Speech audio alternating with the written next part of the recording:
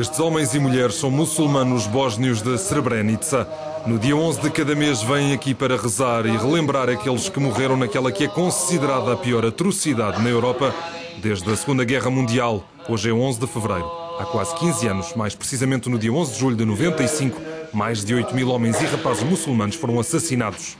Acusado de planear esta limpeza étnica, o ex-líder dos sérvios da Bósnia está a ser julgado em Haia. Os familiares das vítimas esperam que o julgamento de Radovan Karadzic não só permitirá fazer justiça, mas sobretudo conhecer a verdade, e há muito que aguardam por esse momento. Ja sam ostala potpuno sama, imala sam dvoje prekrasno djece. Eu tinha 2 filhos maravilhosos, marido, irmãos, sobrinhos, mas perdi-os todos e agora estou sozinha. Eu darei tudo e farei tudo para que isso não volte a acontecer e para que ninguém volte a lutar pela sua justiça, pela verdade que conhece, mas que os outros não querem reconhecer. Essa justiça é a verdade que nos pertence, às famílias de Srebrenica. O conflito da Bósnia durou quase 4 anos, entre 1992 e finais de 1995. Apesar de ter devastado todo o país, foi Srebrenica, no leste, que se tornou no símbolo de um país que teve que ser dividido para acabar com a guerra.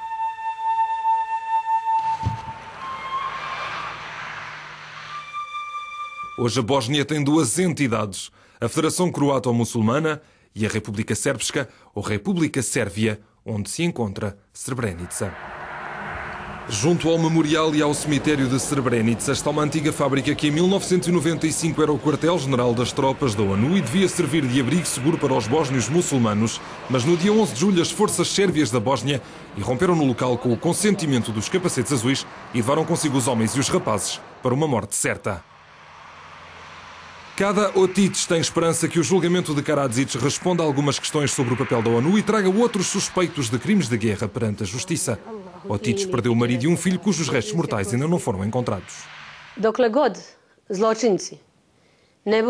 Enquanto os criminosos não forem responsabilizados pelos seus crimes, enquanto a justiça não condenar determinadas pessoas ou grupos de pessoas ou organizações, vejo em todos os sérvios o potencial assassino do meu filho.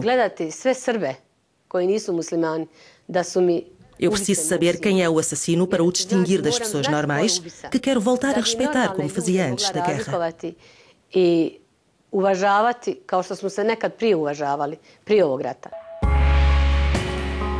De uma população de quase 40.000 pessoas antes da guerra, hoje Srebrenica conta apenas com 10.000 habitantes.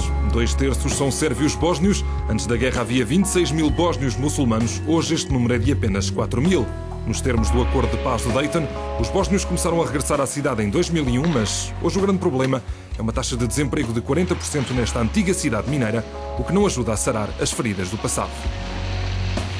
Milos Milovanovic nasceu em Srebrenica, este sérvio da Bósnia, um ex-soldado e agora lidera a Associação de Veteranos de Guerra local. Milovanovic considera que a reconciliação só é possível quando os assassínios de sérvios bósnios deixarem de ser comemorados na região. Na região de Srebrenica houve crimes contra os 2 povos, apesar de ultimamente só se falar de crimes contra o povo bósnio.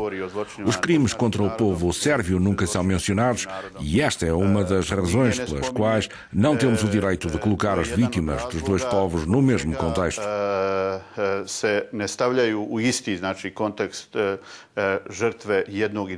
Nós condenamos, obviamente, todos os crimes e os que os cometem devem responder perante a justiça.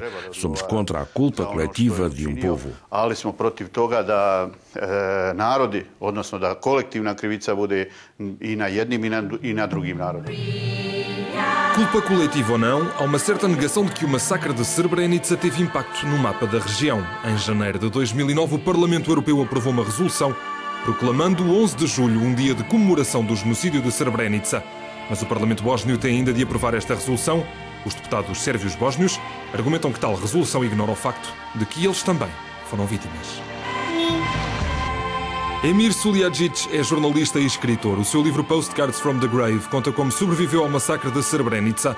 Suljagic é contra a resolução europeia, mas por motivos diferentes. It's my personal Estou convicto de que reduzir tudo o que aconteceu na Bósnia de 92 a 95 para 5 dias em julho é contrário aos factos.